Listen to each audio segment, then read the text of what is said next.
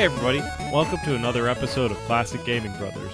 I'm Seth. And I'm Zach. And we are the Classic Gaming Brothers. We are the Classic Gaming Brothers. That's right. That's right. That's right. Did you have a good Halloween, Seth? I did.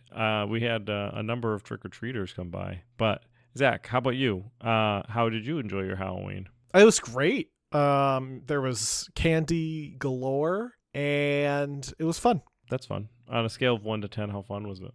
12. Anyway, I do have an announcement that I'd like to make. Oh, is it about the thing I know what it is about? Maybe. Zach and I talked about sending out a newsletter at one point in time, and we haven't gotten that done yet. But we do have a blog that you can read entries in the blog. It's on our website, Classic Gaming Brothers, and you can head over to the blog entry, and there's 2 of them in there. One of them is about the blog and about what we're doing for 2025. If you're interested in knowing what we're doing for 2025, you can check out the blog. And also, I'm playing through a game and capturing it. So I'll be putting my playthrough of that, and perhaps Zach will do a playthrough of his own and put it on the blog. Maybe, yeah. I mean, I play games sometimes. We could have multiple playthroughs at the same time. You could play another game, and I could play a game. It could be fun. Yeah, it'd be like our recently played, except instead of people hearing us talk about it, they're reading it. Yeah. Anyway, Zach. Yes, Seth. What have you recently been playing? Seth, recently I've been playing Killing Time Resurrected. Released this year, 2024, Killing Time Resurrected is the remaster of the 1995 horror first-person shooter Killing Time, developed by Studio 3DO, and originally released for the 3DO, though it was ported to the PC in 1996. You play as a character who is stuck on Metanicus Isle, a real island off the coast of Maine, but this location that you're at on this real island is a fictional location. It's the Conway Estate, and you encounter various ghosts on this island. One of these ghosts being Tess Conway, the heiress, I guess, of the Conway Estate, or the previous heiress of the Conway Estate, who begs you to help her find various artifacts to free her soul. It's kind of an odd first-person shooter. It combines FMV sequences with a first-person element, so you'll be walking around and you'll see this kind of like ghost symbol, and when you interact with the ghost symbol, people will just kind of appear on the screen in FMV and talk to you, and they'll be kind of like there but not there. It's hard to explain, but it's kind of cool, and I like it. And it's kind of a fun use of the FMVs, because FMVs don't look great, so making them slightly transparent and without color makes them look like ghosts. So it's perfect. The enemies you encounter, though, are also very strange. There are zombie mobsters, zombie henchmen, evil ducks, evil duck hunters, evil clowns. Evil clown hunters? No. Well, maybe. I don't know. I haven't gotten that far. There are also 2-headed poodles and angry zombie gardeners. The ducks and the duck hunters are kind of interesting. So the ducks kind of work like sentries. They don't attack you. If they see you, they'll start quacking, and then it will draw duck hunters towards you, and the duck hunters will shoot you. You know, it's hard to visualize this with my mind's eye. Perhaps somebody could write a blog about it and have images of the game. Maybe I will. Now, this remaster was done by Night Dive Studio, so it's, of course, very well done. It has updated textures, high frame rates, and it plays great. It's using the Kex engine, which Night Dive put together for pretty much all their first-person shooters. It's a very well-done remaster. I've never played the original Killing Time, or at least I don't think I have, but I'm enjoying playing it. I found out about it through a YouTuber I like named Ryan Hollinger, who is a horror movie YouTuber. He doesn't usually talk about video games ever, but he talked about Killing Time, and I was like, this sounds cool. So I watched his review, and before he got to any spoilers, I was like, I'm sold. I'm going to go buy this game. So I bought it. That sounds like a fun game for you to play. It is a fun game. I think you would actually like it too, even though I know you're not super into old first-person shooters. I know you like FMV games, and I feel like you'll just like it for the FMV sequences. Well, maybe. I mean, I do enjoy a good FMV sequence. Seth, what have you been recently playing? So recently I've been playing a game called The Precinct, which is a demo that is being developed by Fallen Tree Games and will be published by Koali, and it's going to be released Q4 of this year, 2024, so sometime in the next couple of months, because we are in Q4. So you play as this cop who is assigned to this precinct, and your father was one of the chief of police's, but he is dead, and you are out there trying to live up to his name, and you join the precinct, and you have to go and investigate crimes. It's a top-down a la Grand Theft Auto like 2. If Grand Theft Auto 2 was made today, it would look like this game. So like the people are really small, and you run around with them. You get into cars, and the cars are kind of like Matchbox size cars, and you drive through the little city, and which is the Averno city. And the game takes place in like the 80s, where gangs rule the streets.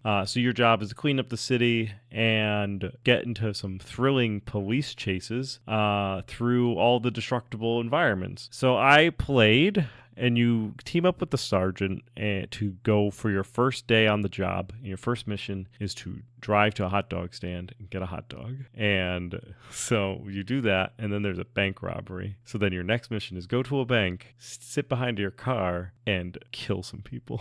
So you're just like shooting the bank robbers as they come out. There is a little bit of like, don't use lethal force unless you're told to. And then they're like, oh, you could use lethal force. And then you're just mowing down bank robbers. And then some bank robbers escape from the back of the bank. And so you get back in your car and you chase them. And the chase sequence is fun. You get to put on the siren, which you can put on any time. And if you stay close to their pursuit, you can call in like spike strips or like a police helicopter backup, which is kind of cool. All while like navigating twists and turns and alleyways. There's also a lot of people that get in your way, and you can just casually run them over. I don't know if there's a consequence for it, because I ended up having to do something and I ended up wrapping up the game. I don't know if you get yelled at for like just killing a bunch of people, but I eventually caught the car, killed the other people that were in the car, and arrested the driver, and then loaded him into my police vehicle, which was mostly destroyed. So I was like, come over here and get into my police vehicle, which is missing most of the doors and also the hood. And I think it was missing its wheels. I don't, it was like, I barely survived. But yeah, it's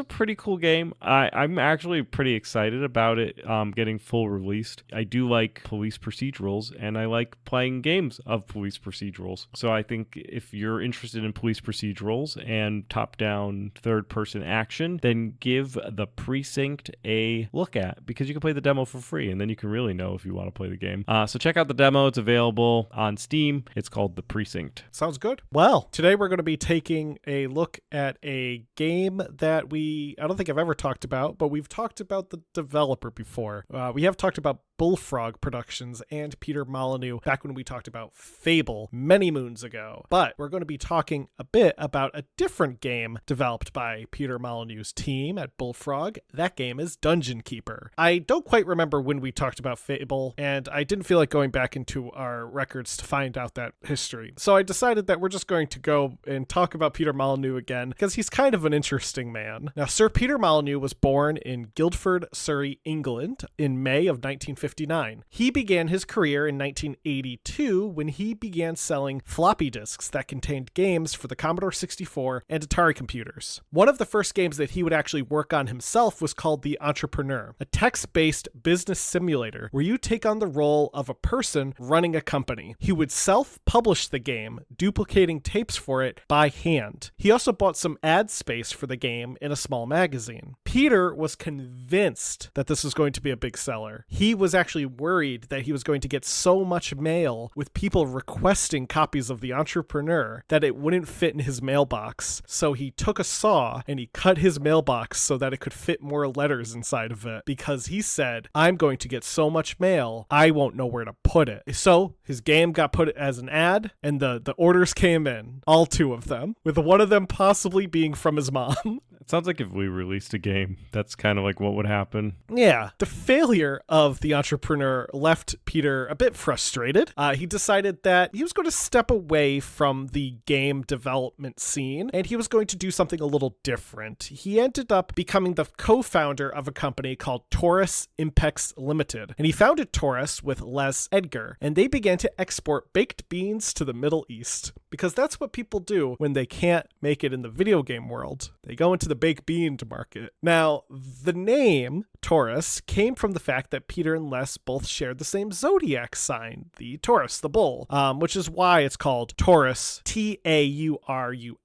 Impex Limited. Now, at some point, Taurus was contacted by Commodore International, who offered to provide Peter and Les with 10 Amiga computers for free. They said it was to assist Peter and his team in their port of network services to the Amiga computer. The thing is, Taurus didn't have a network service, as they were in fact a baked bean distribution service, which I believe we've told this story before in the past. We have. I remember talking about baked beans in relation to video games, and if you do that, you're usually just talking about Peter Molyneux. However, another company, Taurus, did have network software. Commodore didn't realize that Taurus and Taurus were two different companies, and just assumed Peter's company was the Taurus, Taurus, and not the baked beans company, Taurus, Taurus. And as any owner of a baked bean distribution company in England would do, that's approached by a multi-million-dollar international computer corporation in a misunderstanding, is that Peter accepted the receipt of the computers and got to work on a database system for the Amiga. Peter, because, he was hired to do so. I was reading that apparently he did have a moment where he was sitting in this, because he got invited to Commodore's offices. He got invited to their German offices. So he had to travel overseas, well, over the channel, to Germany and go to the German offices, arrive there, sit in a boardroom, and they're like, all right, Taurus, we got your Amiga computers lined up. They're ready to be shipped over to you. And he said that there was a moment there where he sat to himself and he thought how he should probably tell them they're thinking of the wrong Taurus. And he said, but they were offering him free computers. So he said he shook their hands and left. That's great. Now, Peter would, of course, clear up the confusion, and Commodore happily released Acquisition, the ultimate database for the Amiga, which would go on to sell decently. And in 1987, Peter and Les would take the money they got from making Acquisition, the ultimate database, and they started Bullfrog Productions.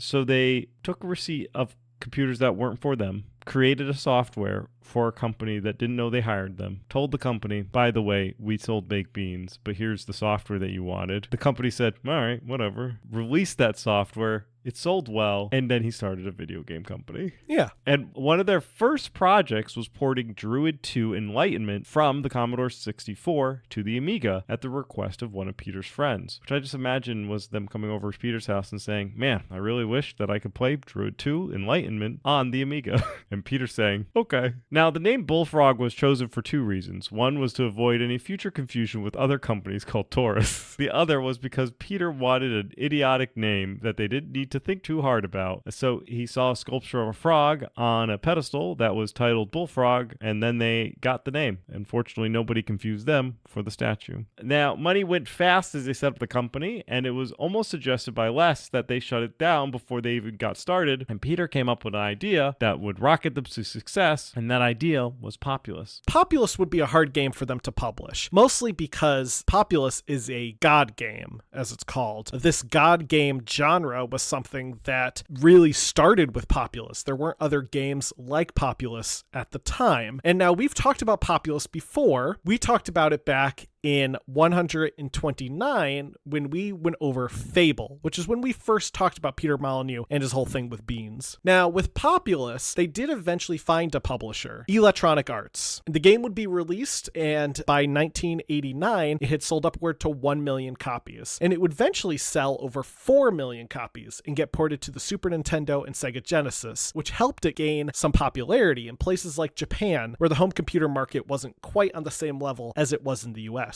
A sequel to Populous, Populous 2, Trials of the Olympian Gods, would be released the next year and also sold over 1 million copies. Bullfrog essentially was becoming a success, and soon they would put out other hits like Theme Park, Magic Carpet, and Creation. It was during the development of Theme Park that an artist at Bullfrog, Gary Carr, got into a fight with Peter Molyneux over the color design of the game Theme Park. Carr would leave Bullfrog and joined Bitmap Brothers, but he would actually return to Bullfrog in 1995 to work on this little new game called Dungeon Keeper. Though funnily enough, Carr never worked on Dungeon Keeper. He came back to Bullfrog, said, I would like to work on Dungeon Keeper, and Peter Molyneux said, you're going to work on Theme Hospital. Which is also a great game.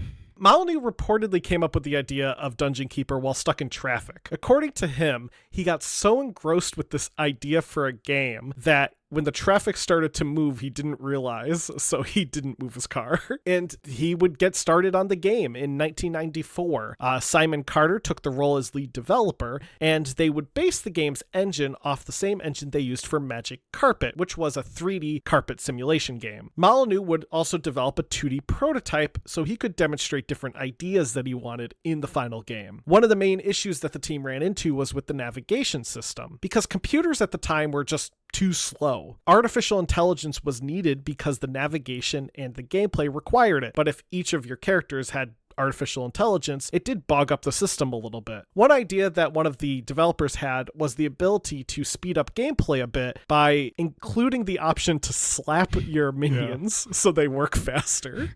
It's so funny to slap. There's like this slap sound that I think you should try to find.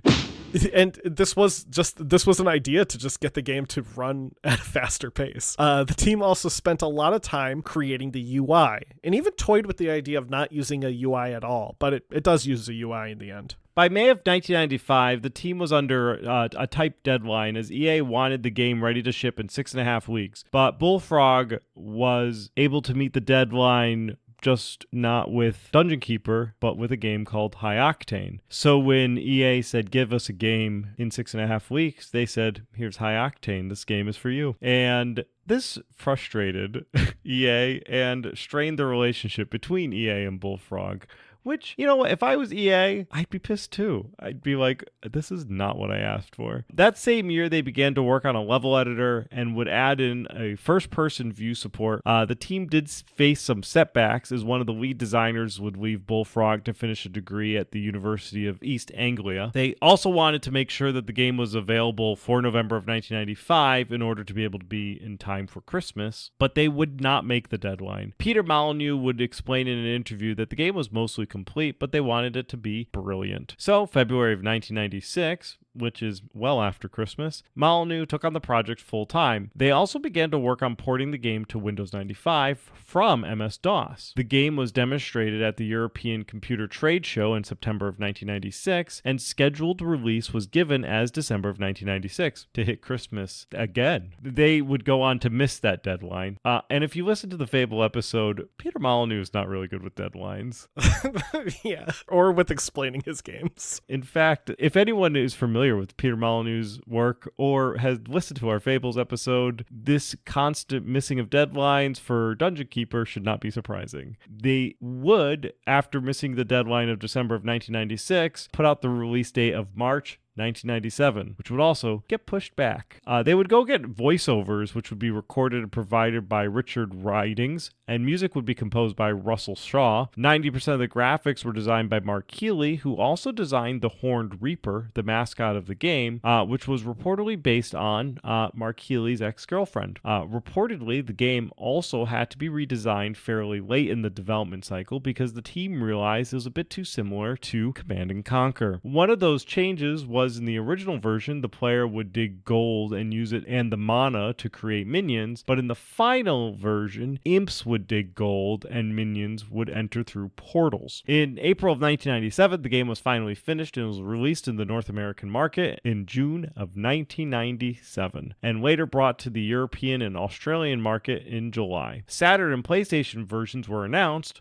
but would go on to get canceled. Molyneux would then leave Bullfrog after Dungeon Keeper release, and he would go start Lionhead Studios, where he'll go on to make Black and White. A part of the reason he left was he wanted to have more independence to produce his games and didn't really want to deal with EA anymore. At this time, Bullfrog was purchased by EA, and he said, no, I don't want to deal with this. EA actually may have asked Molyneux to leave the company when they learned he planned to leave after the completion of Dungeon Keeper, and because of this, some of the development was moved into his own house because EA didn't want him to work on it in the office. And I do believe that Peter Molyneux would go and eventually return to EA as a vice president. Yeah, Peter Molyneux has a long and complicated history with EA. Actually, and just something I wanted to just touch upon that I forgot to include in the notes, but Peter Molyneux's interesting guy. And, you know, if he ever heard this episode and said, Seth and Zach, I want to come on your show and correct the record, I would say absolutely, because I want to talk to him for hours. But there's a few things to to know about Peter Molyneux, and one is he has a tendency to overhype his games, thus leading to people to have an expectation for a game and for it to not meet those expectations. We talked about this when we talked about Fable. I believe there was a quote from Peter Molyneux when talking about Fable where he mentioned that you could plant an acorn and then come back later in the game and it would be a tree. This is not something you can do in Fable, but he said you could do it, and people got really excited. Dungeon Keeper was not immune to this. There was actually a plan, apparently, for the multiplayer of Dungeon Keeper, so that when a player logged off the multiplayer, the computer would still run your dungeon indefinitely, so your dungeon would always be kept alive even when you were offline. And that sounds to me like an idea that they thought would be really cool to say to a magazine, but it was not an idea that I think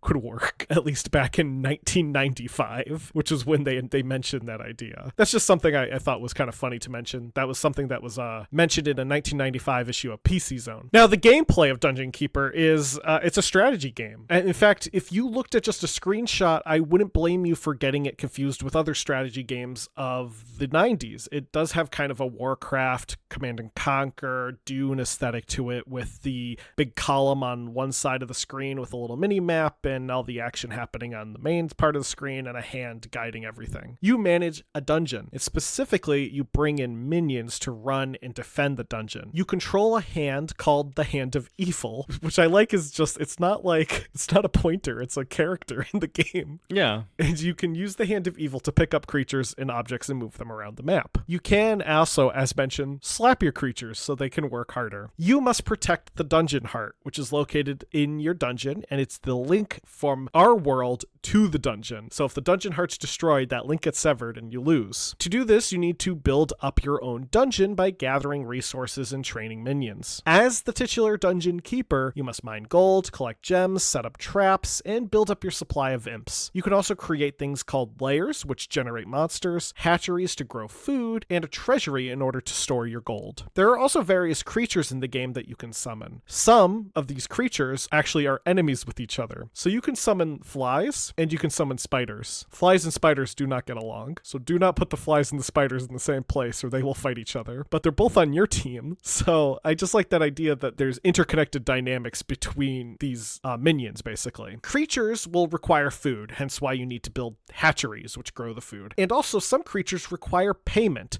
hence why you need the treasury. In fact, every so often, a voice coming from the mentor, which is kind of your announcer character, will say, "It is payday." And all of the creatures that require payment will go to the treasury and collect their payment. I know, that's the best part. You can also possess creatures and take a first-person perspective control over them, using that creature's abilities and attacks, which is kind of cool. I was watching someone play Dungeon Keeper and do the first-person perspective. It doesn't look great. No, but if you need some fine-tuning hero fighting, then sometimes possessing one of your succubus or your imps is helpful. Yeah, and what's cool, though, about it, it seems to almost be in line with, was it Theme Park? You could go into, like, first-person view. Yeah, because you could ride the rides. Yeah, so I wonder if, like, it's fun to see that kind of, like, transition between similar design. It's like going into first-person view in Fantasy Grounds. Now, beyond the usual enemies that will attack you, you may also encounter heroes who will spawn as giants, samurai, or wizards. Some maps will require you to kill a kind of central hero called the Lord of the Land, who is usually represented by a knight. The final level of the game has you fighting a Lord of the Land that is the Avatar from Ultima 8. I do like in Dungeon Keeper, you play as the villain, which you don't often do, especially in the 90s. You weren't playing as the villain in a lot of games. So this game, part of the whole shtick to the game was that you did get to, in fact, play as the villain. You got to be the bad guy, and you got to build up an evil dungeon that you got to get heroes in and capture them and torture heroes and be able to really be a villain. This will come back, and I think we'll talk in the Legacy, but Evil Genius took a lot from Dungeon Keeper and continues on the ability to play a villain in your own lair. Now, Dungeon Keeper would go on to sell moderately well and got some great reviews. In the US, the game sold around 113,407 copies in 97 and would reach over 700,000 copies sold by 2003. So 6 years is not a bad run for almost 100,000 copies a year, especially in the PC market at this time. Molyneux felt that the game certainly undersold previous Bullfrog games, such as Theme Park, which sold well over 15 million copies in its lifetime. So I take back my statement. Well, I don't take back my statement. I just think that 100,000 is good, but 15 million is better. Yeah, to be fair, I think when Peter Molyneux made that statement, Theme Park had not sold 15 million at that point, but it did sell a few million by the time that Dungeon Keeper was selling only 700,000 copies. Yeah, which is close to 1 million. Now, the publication Edge would give the game a 9 out of 10. Computer and Video Games gave it a 5-star. Next Generation gave it 5 stars, and PC Gamer gave it a 95%. The game was praised for its multiplayer mode, its art style, the attention to detail, and the fact that it was unique. Some reviewers, such as the publication PC Zone, did find the game to be a bit repetitive. Dungeon Keeper was nominated for the Best 1997 Cody Award for the Best Strategy Game from the Software Publishers Association. It also won PC Role-Playing Game of the Year from the Academy of Interactive Arts and Sciences. They're great games. I would definitely say it's more of a strategy game than an RPG, but, it's RPG elements. Dungeon Keeper would leave a massive legacy, with lots of games spawning in its wake in similar tone and design. One of the most notable games that spawned in its legacy was LEGO Rock Raiders, which Seth and I played and owned, and is Dungeon Keeper, but with Legos. It is 100% Dungeon Keeper with Legos. It's a really good Lego game, too. A fun fact about LEGO Rock Raiders is it's very hard to get running on modern PCs, but there was a fully redone version of it in Unity that someone just released for free and put on itch.io, I think. A couple other games that would be inspired by Dungeon Keeper would be Startropia, Evil Genius, Ghostmaster, Dungeons, and War of the Overlord, and so on and so on and so on. In fact, Evil Genius, that has its own series, right? There's Evil Genius 1 and Evil Genius 2. Both of them very good games. Now, there was an expansion pack that was released in November of 1997 called The Deeper Dungeons, which added 15 new levels and did update the artificial intelligence. A re-release of Dungeon Keeper was released in 1998 called Dungeon Keeper Gold Edition, which contains the Deeper Dungeons expansion pack and also came bundled with a desktop theme because it was the 90s and everything came with desktop themes. There was also a version of the game called Dungeon Keeper Premium, which would be released in Japan. Dungeon Keeper Gold would be re-released on GOG in 2011, and it was available for a free period of time in February of 2014, which I'm going to say is where I got my copy of the game. I'm also going to say it might be where Seth got his copy of the game, at least in digital distribution. Yeah, probably digital distribution. I know the first time I watched it or saw somebody play was one of my friends in high school had Dungeon Keeper and played a lot of Dungeon Keeper, and I watched him play the game and played the game myself, which was always a lot of fun. Now, the game would also get re-released for free on the platform Origin for a short period of time as well. So Dungeon Keeper, I think, is one of those games that just every now and then it goes on really deep sale. I think it's actually on sale right now for a couple of bucks. A sequel to the game would be released in 1999 called Dungeon Keeper 2, and a third game was in development but was canceled. A fan expansion would be created called Keeper FX, which was released in 2010 and still gets updates. The mod includes bug fixes and updated multiplayer support. The Horned Reaper, who is kind of the main character of Dungeon Keeper, does make appearances in some other games. They show up in Theme Hospital. They were also used in concept art for Black and White as placeholders, and the Horned Reaper is a central character to Dungeon Keeper 2, not just a art asset like he is in the first game. You actually can pick up both Dungeon Keeper and get Dungeon Keeper 2 until November 11th at 50% off, so $2.50 per each one on Steam, and probably a similar sale on GOG, but they do MSRP both Dungeon Keeper and Dungeon Keeper 2. They MSRP for $5 a piece, so not a bad price for a vintage classic, as it were. Yeah, a unique vintage classic. If you want to try a strategy game that has kind of a little bit of a twist to it, pick up Dungeon Keeper. Well, that will do it for our Dungeon Keeper episode. We're going to get into our Retro Rewind. I'll go first. Seth had me play Hyper Iria, which was a Japanese exclusive game developed by Tamtam and published by Banpresto in 1995 for the Super Famicom. The game is based on Iria Zerum the Animation, a cyberpunk anime, and in the game you take control of the bounty hunter Iria. In the game, you explore various stages and you fight bad guys like these aliens that kind of look like jellyfish or security cameras that shoot lasers at you. It's kind of more of an adventure game than a standard platformer, and in fact reminds me a lot of the Deep Space Nine game that Seth and I played for the Sega Genesis, complete with the fact that your character will walk and you have to hold a button to run. You also do that thing where if you need to go like to a different part of the map, you click up and you go through a doorway, and then your character will like walk up the stairs and then you'll appear on the top floor. So it's got kind of that element going for it. In the game, you are encouraged to explore. It actually is very much an exploration game. You go through doors, upstairs, into different rooms and stuff like that. And you fight with a small pistol and a limited supply of ammo. You can pick up bigger weapons in the game, such as a bazooka, and you can also punch things. I didn't hate the game. I thought it was interesting. It's a game that I want to spend a little bit more time playing. I only played a couple of minutes or so just to kind of get a feel for it so I could write this retro rewind, but it's a game I probably would return to just to check out. Overall, I do think it holds up. Next week, though, Seth, you can play Predator 2 for the Sega Genesis. Great. Now, Zach had me play Nom, which was developed by TNT Team and published by GT Interactive Software, and not to be confused with Nom, 1965 to 1975, developed by the Kremlin. Now, Nom, developed by TNT Team, was released in 1998 for MS-DOS, and it is a first-person shooter where you play as a soldier, and the first level is a somewhat empty base that you have to fight off the Viet Cong as they attack the base. So the game plays like a 90s first-person shooter, which is not necessarily a bad thing. I said like the map is a little empty. It's kind of got some interesting modifications to the map, where empty being that there's no bad guys, there's plenty of things to explore. Like there's a helicopter that's the size of a building and you can get into it, and if you walk around the back of it, it kills you because you walk into the blades. I found that out the hard way. Also, there's at one point in time some sort of helicopter flies by and just hits you with a bomb and you immediately die with you're done. You can get shot multiple times though, that's not a problem. And so you run through and you shoot the Viet Cong, and it's a game.